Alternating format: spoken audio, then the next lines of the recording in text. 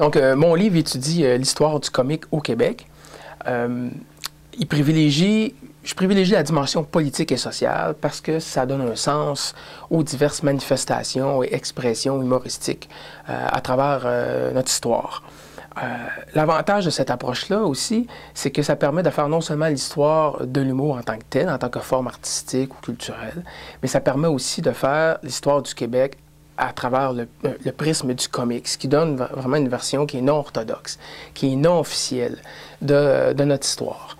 Et en plus, on sait qu'à l'époque, il n'y avait pas de ligne ouverte, des sondages d'opinion et tout ça. Alors, l'humour permet vraiment de mesurer les tensions, les humeurs d'un peuple à travers le temps.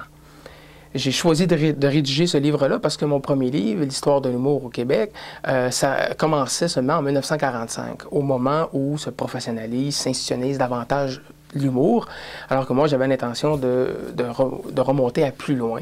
Et aussi, mon premier livre se restreignait, se limitait à la scène, alors que là, j'avais l'intention de remonter. Je ressentais vraiment le besoin de remonter à plus loin et de ratisser plus large.